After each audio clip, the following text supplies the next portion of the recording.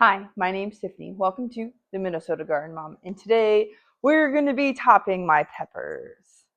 It feels disgusting to do, but it works for me. Maybe it'd work for you. I don't know. If you like starting your peppers extra early here for Minnesota Zone 4 and whatever zone you're in, then maybe it's okay. Because down south in the warmer zones, they can get away with it. They have a longer growing season. It's not that big of a deal to do. Here, we're growing those peppers indoors early so that they can be mature enough when we're putting them in the ground. They're actually giving us harvest before we get the cold weather of October. So I started these right at the beginning of January, and I have some nice pretty plants here, and I wait until they get about anywhere from like 4 to 6 sets of true leaves. Now I go just right at the top of them and I will pinch the top off. And that does set the plant back in size for a few weeks. So if you still have that about 4 weeks, then you're fine. But if you don't want to give up that extra 4 weeks, you don't have to. You don't have to do anything you don't want to when it comes to your garden. Let's be real. So look, now it's naked top. But I'm going to do this. Last year I did it and I ended up getting 3 crop sets from my pepper plants. I got a first one that was okay, a second one that was a lot, and then a third one which, yes, did have a lot of green onto them, but those green chilies still work just fine for usage. Here I have an Anayam chili pepper, and I'm gonna go right there at the top and I am going to top it off. Oh, I missed one. There we go. See? Happy as can be. It's got 1, 2, 3, 4 still. I took the 5th set. So I'm going to go through do those. And then here soon, I am going to actually up pot these. You see we got some roots here coming out the bottom, which is fine. That's not the big indicator that you need to up pot. It's if I go like this and I take it out of the pot gently. So this still has a couple more weeks, and then I will up pot them into, I'll show you guys that pot. I will up pot them into one of these. This pot is significantly bigger, but it's not going to be too big of a difference for inside my seed trays. Yes, they're going to take up some more room, but that's okay. So this is a 5-inch pot here. So you can see the difference between my 2-inch, my 3-inch, and then the 5-inch. Now, they also get deeper, which is good. You want to have them deeper for the roots. You don't just want a wider pot. You also want a deeper pot. That's really going to help have some amazing plants by the time you put them out. So, yep, I'll up pot these in a couple weeks into these ones. And I will put some compost or some fertilizer, some granule fertilizer in this pot with it, because right now I just have some regular potting mix that's in this one, and I've been putting a diluted liquid fertilizer into my watering can when I do water these.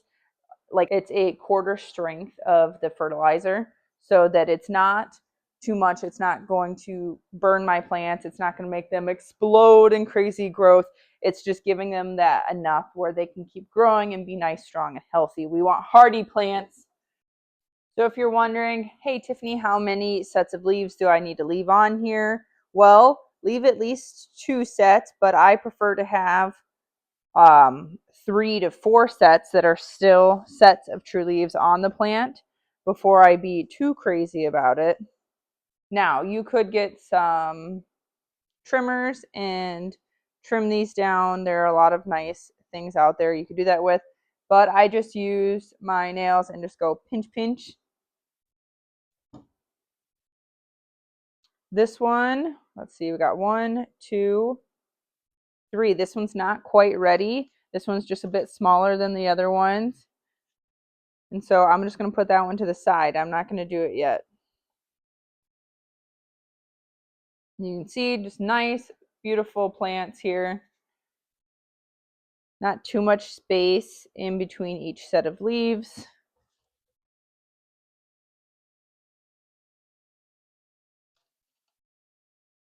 Some people like them to be even bigger than this before they pinch them.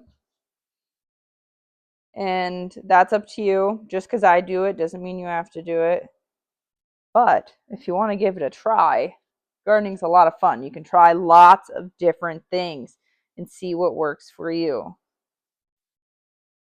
This one's a perfect example. We got 1, 2, 3, 4, 5 sets of leaves still on this, and I just took off that whole top.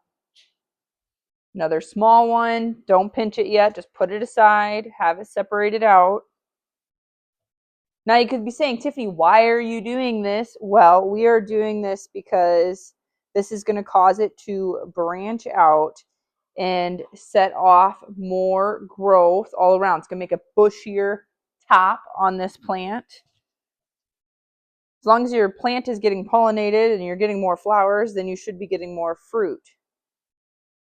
Now, you could argue that if any of these plants were sick or something like that, and then I went and I was pinching it off and then I touched the next one, you could contaminate them. Then you could have some cross-contamination. But I see these plants are all together anyway. They are all in the same tray. I'm looking at each one of these. These are very nice, hardy, healthy plants. I had clean soil that was getting put into them. So I'm not too concerned with that. And in my belief, a little bit of disease, not a lot of disease, a little bit of disease can go a long way to making a stronger plant. Those ones are done. And you might say, Tiffany, that wasn't so bad. It was just one tray of peppers. I got 5, you guys. I got 5 trays of peppers to do this too. Because I couldn't get myself to thin these things and watch them die. So I up-potted all of them. I separated them out, up-potted them, and now I'm going to be giving away so many plants later. We're going to share the abundance and maybe start another grow rack. I don't know if I'm going to have enough room for all of these. I guess we'll find out together if I do.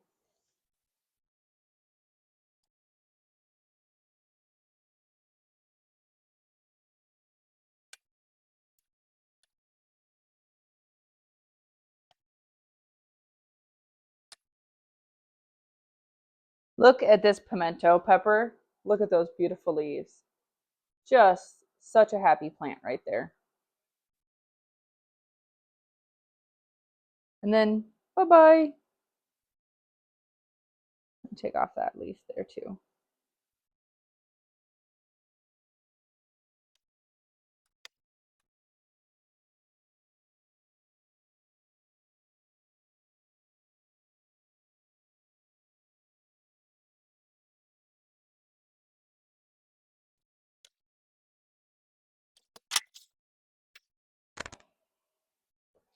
So the other thing I do to get nice strong plants besides light water and good soil is when they're in here, I sometimes put the fan on them, but I forget to do it a lot. But every time I come past them, I go like this and I touch them all over. I go, oh, and I do it to my onions. I do it to all of my plants except my artichokes. I gently just use my hands and I go to them because they're like a little bit pokey. They're not a lot pokey, but they're a little bit pokey. If you'd enjoyed this video, hit that like button. If you'd like to watch more videos like this, think about going over to my channel and subscribing to the Minnesota Garden Mom. I hope you have a good night. Bye.